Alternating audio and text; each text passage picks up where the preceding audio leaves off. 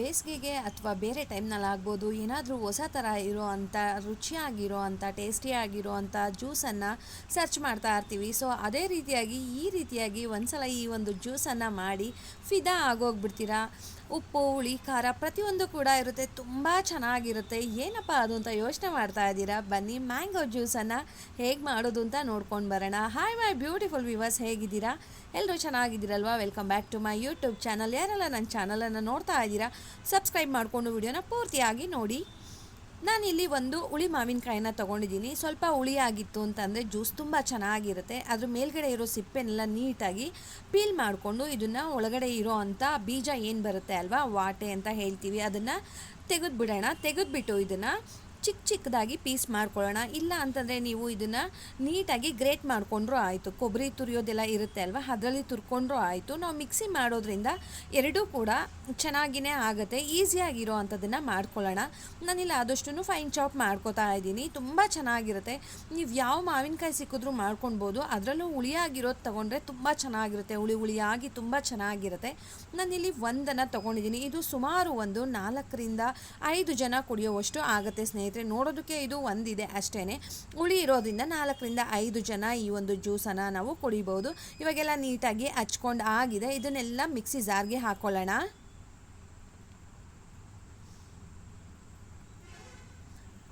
ಇವಾಗೆಲ್ಲ ಮಿಕ್ಸಿ ಜಾರಲ್ಲಿ ಹಾಕ್ಕೊಂಡಿದ್ದೀನಿ. ಇದಕ್ಕೆ ಸ್ವಲ್ಪ ಮಸಾಲೆನ ಆ್ಯಡ್ ಮಾಡಬೇಕಾಗತ್ತೆ. ಬನ್ನಿ ಏನೆಲ್ಲ ಮಸಾಲೆ ಬೇಕು ಅಂತ ನೋಡೋಣ. ಇಲ್ಲಿ ಉಪ್ಪನ್ನು ಹಾಕೋತಾ ಇದ್ದೀನಿ. ಸುಮಾರು ಒಂದು 1/4 ಟೀ ಸ್ಪೂನ್ಗಿಂತ ಜಾಸ್ತಿ ಇದೆ. ಒಂದು ಅರ್ಧ ಸ್ಪೂನ್ ಉಪ್ಪು ಹಾಕ್ಕೊಂಡಿದ್ದೀನಿ. ಅರ್ಧ ಸ್ಪೂನಷ್ಟು ಕರಿಮೆಣಸಿನ ಪುಡಿಯನ್ನು ಹಾಕ್ಕೊಂಡಿದ್ದೀನಿ.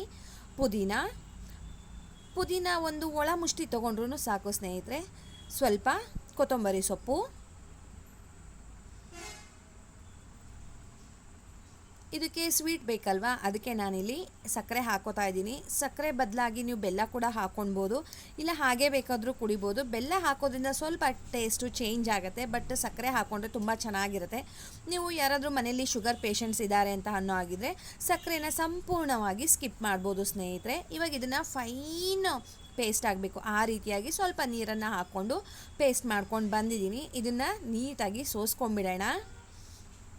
ಅದು ನಮಗೆ ಬಾಯಿಗೆ ತರಿ ಎಲ್ಲ ಸಿಗ್ತಾ ಇರುತ್ತೆ. ನಾವು ಇದನ್ನು ಹಾಕಿರ್ತೀವಲ್ವ ಸೊಪ್ಪುಗಳನ್ನೆಲ್ಲ, ಅದರಿಂದ ನಮಗೆ ಸ್ವಲ್ಪ ತರಿಯಾಗಿ ಸಿಗುತ್ತೆ. ಈ ರೀತಿಯಾಗಿ ಮಾಡ್ಕೊಳ್ಳಿ. ಮ್ಯಾಂಗೋಯಿಂದ ಮಸಾಲ ಡ್ರಿಂಕ್ ರೆಡಿಯಾಗಿದೆ ಅಂತಂದರೆ ಆಶ್ಚರ್ಯನೂ ಹೌದು, ರುಚಿನೂ ಕೂಡ ಹಾಗೆ ಇರುತ್ತೆ. ನಮಗೊಂಥರ ಹೊಸದಾಗಿ ರಿಫ್ರೆಶ್ಮೆಂಟ್ ಸಿಕ್ದಂಗೆ ಆಗುತ್ತೆ ಸ್ನೇಹಿತರೆ. ಒಂಥರ ಮೈಂಡೆಲ್ಲ ಫ್ರೆಶ್ ಆಗುತ್ತೆ, ರಿಲ್ಯಾಕ್ಸ್ ಆಗುತ್ತೆ ಈ ರೀತಿ ಮಾಡ್ಕೊಂಡು ಕುಡಿಯೋದ್ರಿಂದ. ನೋಡಿ ಚೆನ್ನಾಗಿ ಸ್ಟೈನ್ ಮಾಡ್ಕೊಂಡಿದ್ದೀನಿ. ನೀವು ಇದನ್ನು ಇನ್ನೊಂದು ಸಲ ಮಿಕ್ಸಿ ಮಾಡ್ಕೊಳ್ಬೋದು ಸ್ನೇಹಿತರೆ. ನಾನು ಇನ್ನೊಂದು ಸಲ ಮಿಕ್ಸಿ ಮಾಡಿ ಹಾಕ್ಕೊಂಡಿದ್ದೆ. ನೋಡಿ ಇವಾಗ ರೆಡಿಯಾಗಿದೆ. ಇದಕ್ಕೆ ಐಸ್ ಕ್ಯೂಬು ನಮಗೆ ತಣ್ಣಗೆ ಬೇಕಪ್ಪ ಅಂತ ಅನ್ನೋರು ಐಸ್ ಕ್ಯೂಬ್ ಬೇಕಾದರೂ ಹಾಕ್ಕೊಳ್ಬೋದು, ಇಲ್ಲ ಕೋಲ್ಡ್ ನೀರನ್ನು ಬೇಕಾದರೂ ಮಿಕ್ಸ್ ಮಾಡ್ಕೊಳ್ಬೋದು.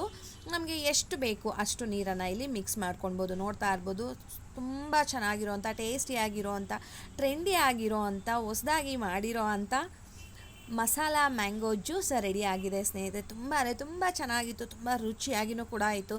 ಉಪ್ಪು, ಹುಳಿ, ಖಾರ ಎಲ್ಲ ಇತ್ತು, ಸಗದಾಗಿತ್ತು. ನಾನು ಇವಾಗ ಇಲ್ಲಿ ಸರ್ವ್ ಮಾಡ್ತಾ ಇದ್ದೀನಿ. ಇದಕ್ಕೆ ಸರ್ವ್ ಮಾಡೋಕ್ಕೂ ಮುಂಚೆ ಗ್ಲಾಸಿಗೆ ಉಪ್ಪು ಮತ್ತು ಖಾರದಿಂದ ನೀಟಾಗಿ ಡೆಕೋರ್ ಮಾಡಿದ್ದೀನಿ. ಕುಡಿತಾ ಇರಬೇಕಾದ್ರೆ ಉಪ್ಪು ಖಾರ ಸಿಗ್ತಾ ಇದ್ದರೆ ಇನ್ನೂ ಚೆನ್ನಾಗಿರುತ್ತೆ. ಐಸ್ ಕ್ಯೂಬನ್ನು ಹಾಕ್ಕೊಂಡು ಸ್ವಲ್ಪ ಪುದೀನ ಎಲೆಗಳನ್ನು ಹಾಕ್ಕೊಂಡು ಜ್ಯೂಸನ್ನು ಹಾಕ್ತಾ ಇದ್ದೀನಿ. ನೋಡ್ತಾ ಇದ್ದರೆ ಎಷ್ಟು ಚೆನ್ನಾಗಿ ಕಲರ್ಫುಲ್ಲಾಗಿ ಕಾಣ್ತಾ ಇದೆಯೋ, ರುಚಿ ಕೂಡ ಅಷ್ಟೇ ತುಂಬ ಚೆನ್ನಾಗಿತ್ತು. ನೀವು ಕೂಡ ಮಿಸ್ ಮಾಡದೆ ಈ ಒಂದು ರೆಸಿಪಿಯನ್ನು ಟ್ರೈ ಮಾಡಿ ಹೇಗೆ ಬಂತು ಅಂತ ಕಮೆಂಟ್ ಮಾಡೋದನ್ನು ಮರಿಬೇಡಿ ಸ್ನೇಹಿತರೆ.